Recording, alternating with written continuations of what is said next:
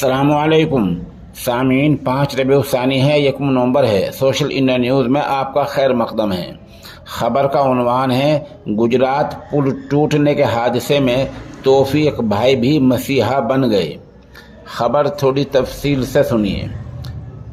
गुजरात के रहने वाले तौफीक भाई ने मोरबी हादसे के शिकार होने वाले 35 बच्चों को वक्त पर अस्पताल पहुंचाया, तब इन बच्चों की जान बच गई। दरअसल तौफीक भाई अपनी बेटी की डिलीवरी के लिए अस्पताल आए थे। वो यह हादसा देखकर अपनी बेटी का दर्द तो भूल गए और इंसानियत के नाते मोरबी पुल टूटने की जद में आने वाले 35 बच्चों को बहुत जल्द अस्पताल ले गए। इस तरह इन बच्चों की जान बच गई। आज तौफीक भाई का नाम पूरे गुजरात में रोशन हो रहा है और वो कह रहे हैं कि मैंने जो भी कुछ किया है इंसानियत की बुनियाद पर किया है। बता दें कि इस हादसे में मरने वाले 142 हैं, जिनमें 45 तो बच्चे ही हैं। 170 लोगों को बचा लिया गया है और अभी भी आज मंगल के दिन सुबह से गोताखोर और सरकारी एहलकार बाकी गुमशुदा लोगों को ढूंढ रहे हैं।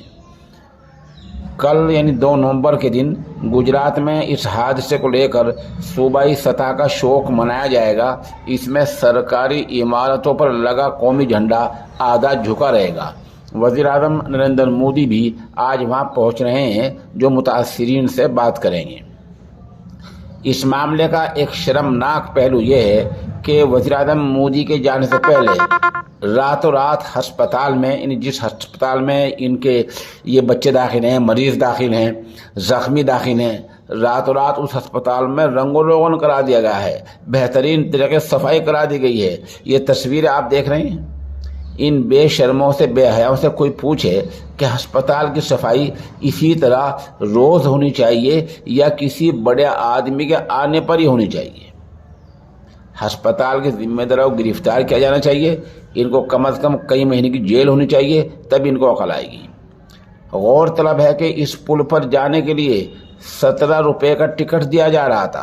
पुल पर ज़ाब्ते में 125 आदमी ही जा सकते हैं, लेकिन उस दिन 500 लोगों को जाने दिया गया। इसका जिम्मेदार कौन है? अब बताया जा रहा है कि मरम्मत के लिए जो ठेकेदार था, जो कंपनी थी और जिसने यहाँ काम कराया है, उस ठेकेदार समेत 9 लोगों को गिरफ्तार किया गया है। कहा जा रहा है कि मरम्मत के लिए टेंडर भी नहीं छोड़ा गया था और गिरफ्तार होने वालों में कंपनी के ठेकेदार भी शामिल हैं। अभी हमारे ख्याल में बड़ी मछलियाँ बची हुई हैं, छोटी मछलियों को जाल में फंसाया जा रहा है। असल तो उन बड़ी मछलियों को पकड़ा जाना है जो इस पूरे कारोबार के पीछे हुआ करती हैं, जिसकी वजह से ये इतना बड़ा हादसा हुआ है।